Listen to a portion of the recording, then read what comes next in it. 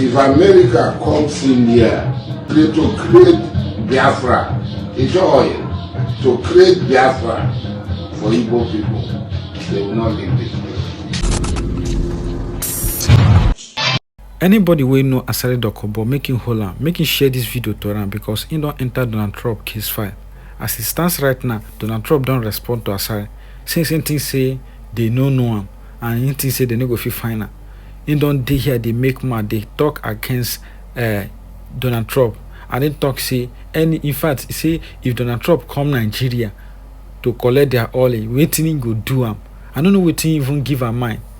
A president will be say we go by person will be say they Iran, you know still fear.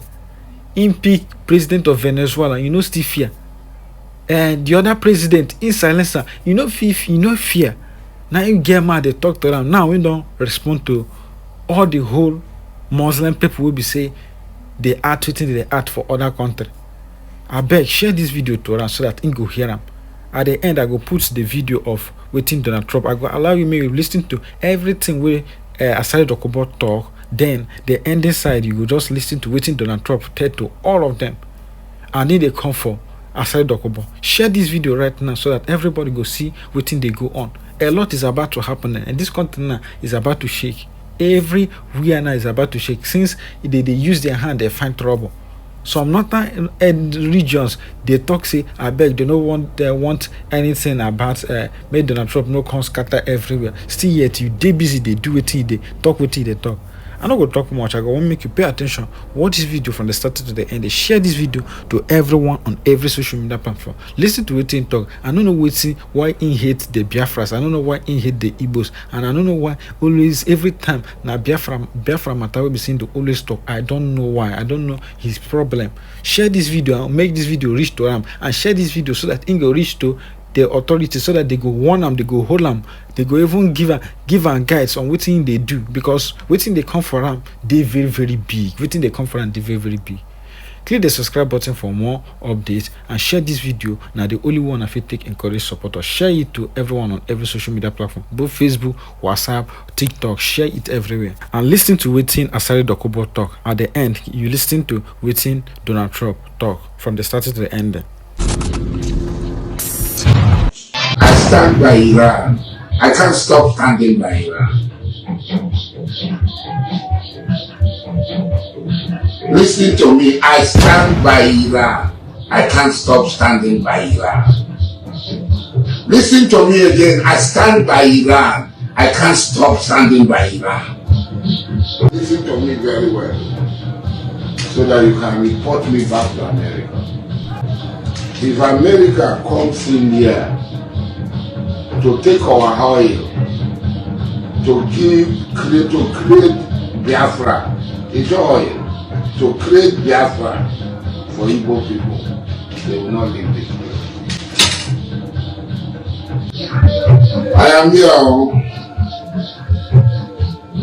I am here. So if you like to say anything, this thing, I'm not going to dignify you. But one day, I'm here.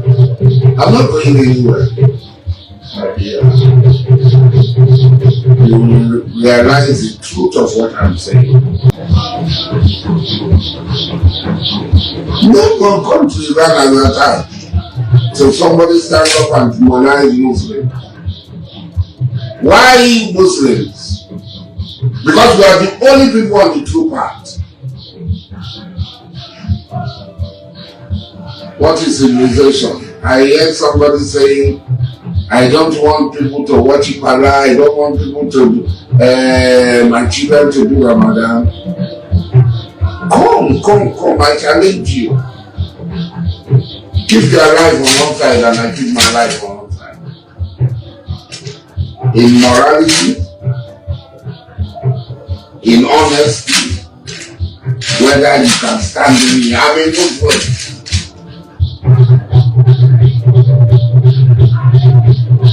Don't come outside and speak English. Keep your life one side and I keep my life one side. Whether you can stand me. And I will know the spiritual influence that is influencing you. Whether your morality can stand my morality.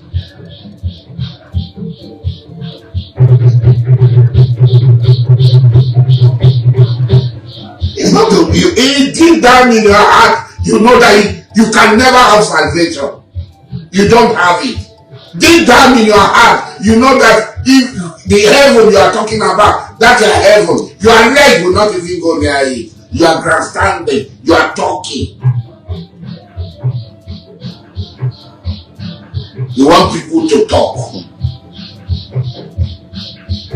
Leave everybody. Let nobody judge you. It's between you and God. We are not seeing God. If you see what seeing, like, come out and judge yourself. In your dealings with other human beings, whether you have been honest, whether you don't steal from other human beings. I can beat my chest and say those things. And the people around me, 90% of the people around me, will testify to who I am. I don't hide who I am. I say it openly. I'm saved. I'm this. You are saved. What? What is being saved? Do you just say it to your mouth? Come out and tell me you are saved. You can't say it. There is no difference between you and somebody in a Kalo shop. There is no difference between you and somebody in a brothel. There is no difference between you and somebody in a liquor shop. There is no difference between you and somebody who gives loan. There is no difference between you and somebody who bears false witness in court every day. You know that you have nothing. You have no morality. Holiness is far from you, and you are unhand. Muslim. I'm a Muslim. I can stand up and say I am a Muslim. If I tell you anything, take it anywhere. I don't need to tell it. I don't need to argue with anyone. If I tell you anything, take it anywhere. That's high. Mujahid and what the one side said.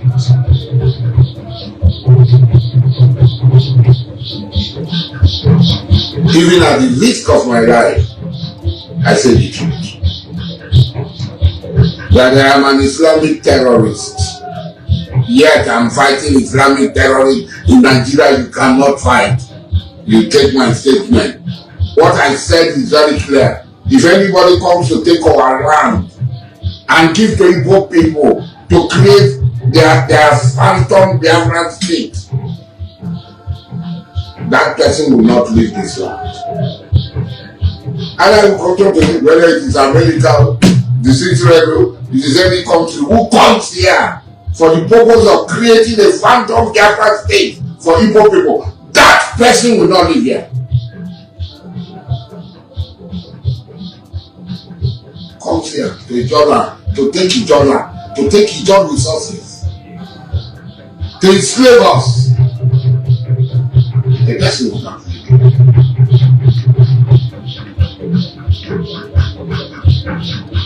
So you kill this.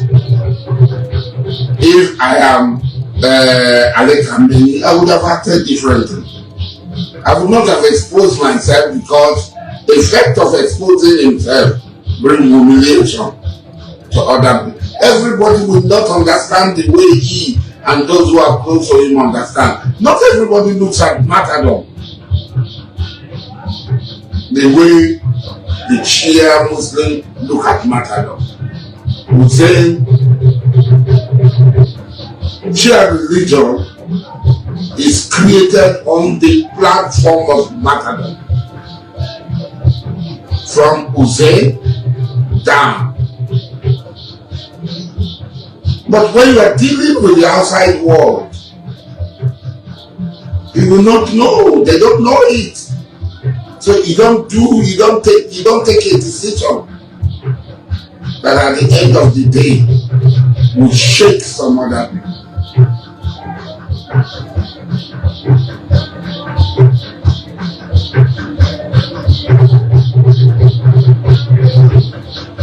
least it can encourage the other. What of the billions and billions of supporters of Iran? How are they going to take it? Pay attention, listen to wetin Donald Trump answer the response wey give to Iran and the supporters of Iran, and wetin Asari Dokubo dey talk right now. Pay attention and share this video so that if this video go reach am in hand, may him watch am. As you see very well, they have no Navy, it's been knocked out. They have no Air Force, it's been knocked out. They have no air detection, that's been knocked out. Their radar has been knocked out. And just about everything's been knocked out. So we'll see how we do, but we're doing very well. We have a great military, and they're doing a fantastic job. So we'll be talking about that. And we're talking about some very big trade deals. And those I know will work out too. So I just want to say it's a great honor to have you at the Oval Office, the beautiful Oval Office, beautiful White House. It's a special place, even from your standpoint. And you have some very special places too. And I look forward to being with you. Thank you very much. Thank you. Thank you, Mr. President, for having me here in this Oval Office for the third time now. Yeah. Really happy to have the opportunity to speak with you in these challenging times. We are on the same page in terms of getting this terrible regime in Tehran away, and we will talk about the day after, what will happen then if they are out. We have to talk about our trade agreement, which I would like to be in place as soon as possible. And we have to talk about Ukraine. There are too many bad guys in this world, actually, and this is an issue we have to talk about because we all want to see this war coming to an end as soon as possible. But Ukraine has to preserve its territory and their security interests, and, well, we will talk about that. We will. Looking forward to that. Well, thank you for being here. Thank you That's some for your interesting. hospitality. Thank you for letting me spending the night in your guest house. That's it's right. A very, very Good. comfortable place. Hope you liked it, right? Absolutely. Yeah, great place. And a famous place. That's yeah? good. Very So famous. many former presidents. That's there. right. Yeah. Very famous place. Any questions, please? Mr. President, did Israel force your hand to launch these strikes against Iran? Did Netanyahu pull the United States into this war? No, I might have forced their hand.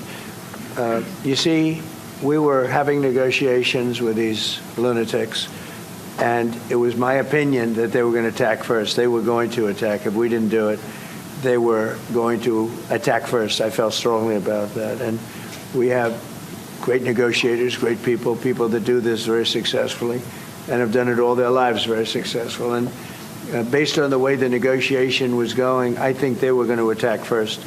And I didn't want that to happen. So if anything, I might have forced Israel's hand. But Israel was ready and we were ready. And we've had a very, very powerful impact because virtually everything they have has been knocked out now. Their missile count is going way down. Amazingly, they're hitting countries that were, you know, let's call them neutral, right? They lived together for a long time. I think they were surprised. I was surprised. I think and now those countries are all fighting against them and fighting strongly against them. Someday they'll write a story and they'll say why they did that. But they hit countries that had nothing to do with what's going on. They were sort of leaving everything alone. All of a sudden they had missiles shot in, which shows you the level of evil that we're dealing with. They'll hit people that were actually at least somewhat friendly, and they had no problems with it. Also hitting only civilian places, hotels and apartment buildings, and we're hitting them where it is much more appropriate. We're hitting them very hard. And the big scale hitting goes now. They no longer have air protection. They no longer have any detection facilities at all left. And so they're going to be in for a lot of hurt. These are bad people. These are people that killed. I guess it's 35,000. It's coming out 35,000 over the last 3 weeks. Protesters, 35,000 violently killed. So these are bad people. And the leader of the pack is gone. And as you know, 49 people were taken out in the first hit. And I guess there was another hit today on the new leadership, and it looks like that was pretty substantial also. So they're getting hit very hard, and we'll see what happens. A lot of people are coming forward. A lot of the people you would least suspect want to quit. They want to have immunity. They're asking for immunity, and probably at some point they'll be dropping, as you would say, laying down their guns. We'll see what happens. In the meantime, we're just continuing to go forward. Our military is the #1 in the world by far, and we are. Everything's big in my book. Venezuela was big. This is big. The original hit, Midnight Hammer, was big. Everything you view is big, but it's not considered very big by some standards, by some of our standards. We have a military like no other military that's ever been built. Mr. President, what's the worst-case scenario that you have planned for in Iran? Well, I don't know if there's a worst case. We have them very much beaten militarily from the military standpoint.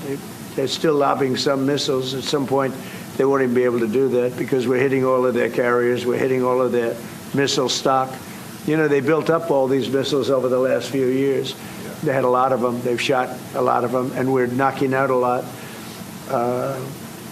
I guess the worst case would be we do this and then somebody takes over who's as bad as the previous person, right? That could happen. We don't want that to happen. That would probably be the worst. You go through this and then in 5 years you realize you put somebody in who was no better. So we'd like to see somebody in there that's going to bring it back for the people. And we'll see what happens with the people. You know, they have their chance. And we've said don't do it yet. If you're going to go out and protest, don't do it yet. It's very dangerous out there. A lot of bombs are being dropped. But I would say that would be about the worst. Do you have someone in mind right now? Because you said all the people you did have in mind have been taken out. What do you think? Well, most of the people we had in mind are dead. So, you know, we had some in mind from that group that is dead. And now we have another group. They may be dead also, based on reports. So I guess you have a third wave coming in. Pretty soon we're not going to know anybody. But we have, I mean, Venezuela was so incredible because we did the attack and we kept government totally intact. And we have Delcy, who's been very good. We have the whole chain of command, and they've been, you know, look, the relationship's been great. We've taken out 100 million barrels of oil already. And a big part of that goes to them, and a big part goes to us. And it's been great. We paid for the war many times over, and we're going to be running the oil. And Venezuela is going to make more money than they ever made, and that's great for the people. The relationship has been great. It's been seamless. Nobody's actually ever seen anything like it. If you look at Iraq, where very stupidly everybody was fired, the generals were fired, the military was fired, the police were fired, the fire departments were fired, and all of the government workers were fired. So after, you know, people would call, they had no idea. And by the way, ISIS was formed. That's where ISIS came from, all of the fired people. We don't believe in that. So we'll see what happens, but first we have to finish off the military. What do you think Crown Prince Reza Pahlavi? Is he an option at all in your mind? I guess he is. Some people like him, and we haven't been thinking about too much about that. It would seem to me that somebody from within maybe would be more appropriate. I've said that. He looks like a very nice person, but it would seem to me that somebody that's there, that's currently popular, if there's such a person. But we have people like that. We have people that were more moderate. You know, these were radical lunatics, and you know what they get? They get nothing. All they do is kill people. Mr. President, what exactly was the imminent? You've asked, not your turn. Exactly? Not your turn, please. Mr. President, you've been to take the heat off the Europeans to present to the healthy Mark Rutte called on the allies to also help you. What does that mean? Well, you have to ask Mark Rutte if he says not as part of NATO, but to be helpful to you in this. Well, some of the European nations have been helpful and some haven't. And I'm, you know, very surprised. Germany's been great. He's been terrific. Others have been very good, terrific. I think that The head of NATO, Mark, is fantastic. Okay, Mark Rutte. I think he's fantastic. But some of the European, like Spain, has been terrible. In fact, I told Scott to cut off all dealings with Spain. Spain, first of all, it started when every European nation, at my request, paid 5%, which they should be doing. And everybody was enthusiastic about it, Germany, everybody. And Spain didn't do it. And now Spain actually said that we can't use their bases, and that's all right. We could use their base if we want. We could just fly in and use it. Nobody's going to tell us not to use it, but we don't have to. But they were unfriendly, and so I told him that we don't want to. Spain has absolutely nothing that we need other than great people. They have great people, but they don't have great leadership. And as you know, they were the only country that in NATO would not agree to go up to 5%. I don't think they would have agreed to go up to anything. They wanted to keep it at 2%, and they don't pay the 2%. So we're going to cut off all trade with Spain. We don't want anything to do with Spain. What is the expectation towards? And I'm not, by the way, I'm not happy with the UK either. That island that you read about, the lease, okay, he made it for whatever reason, he made a lease of the island. Somebody came and took it away from him.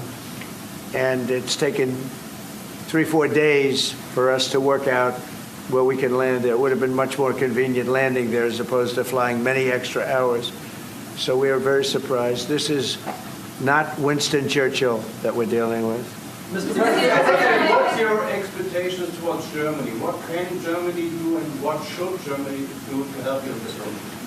Well, I think they're doing it. I mean, they're letting us land in certain areas, and that's, we appreciate it. And they're just making it comfortable. We're not asking them to put boots on the ground or anything. I mean, we're just they're a respected country. I have a very good relationship with the country. We have, in particular, now with this leader, with this new leader. I think he's an excellent leader. I had my differences with Angela. I said, "You're hurting your country with immigration, and you're hurting your country with energy." And we have a man sitting on my right that is, I think, pretty much the opposite of her on energy and the opposite on immigration. And I think he's doing very well. Mr. President, commercial air travel right now is severely restricted in the Middle East, and thousands of Americans are stranded. Why wasn't there an evacuation plan, and will you send planes to get people out? Well, because it happened all very quickly. We thought, and I thought maybe more so than most, I could ask Marco, but I thought we were going to have a situation where we were going to be attacked. They were getting ready to attack Israel. They were getting ready to attack others. You're seeing that right now. And a lot of those missiles that are hitting in, those are stationary. Those were aimed there for a long period of time at these other countries. So I think I was right about that. We attacked first. And if we didn't, it could have been, look, we're really decimating them. They're being decimated. And if we didn't, and by the way, we have massive amounts of ammunition. We have the high end. A lot of it was given away stupidly by Biden, very stupidly, for free. And I'm all for Ukraine, but they gave away a lot.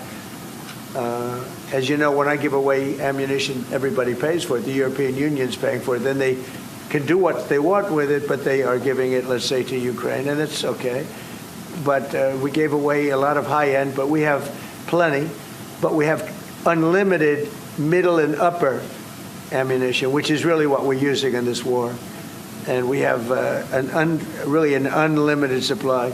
We also have a lot of the very high end stored in different countries throughout the world. We're literally storing it there, which is actually something that I insisted on in my first term. I rebuilt the military in my first term. The military is great.